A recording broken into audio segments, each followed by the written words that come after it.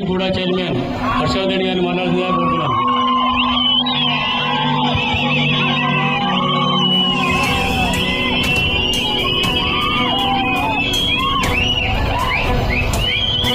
సభాధ్యక్షుడు Gudur municipal vice chairman Aslam గారికి, కోడూరు నియోజకవర్గ incharge Satish గారికి, మాజీ ఎమ్మెల్యే మణికాంత్ గారికి, వేదికపై ఉన్నటువంటి ఎంపీపీలకు, జెడ్పీటీసీలకు, కౌన్సిలర్లకు, మున్సిపల్ చైర్మన్కు, అదేవిధంగా వివిధ గ్రామాల నుంచి వచ్చినటువంటి వైఎస్ఆర్ కాంగ్రెస్ పార్టీ నాయకులకు, కార్యకర్తలకు అందరికీ నా యొక్క హృదయపూర్వక నమస్కారం. ఈ రాష్ట్రం కరెక్ట్గా ఒక సంవత్సరం ముందర చీకటి రోజుల్లోకి వెళ్ళిపోయింది. సంవత్సరం ముందర నుంచి చీకటి పాలన మొదలైంది.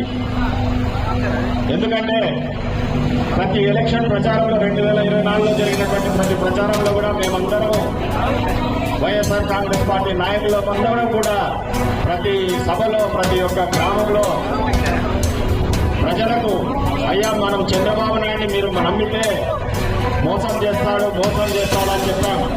ఎందుకంటే 1995 నుంచి కూడా ఆయన సొంతం మామకు వెన్నుపోటు పొడిచినప్పటి నుంచి కూడా ఆయనను గమనిస్తున్నాము.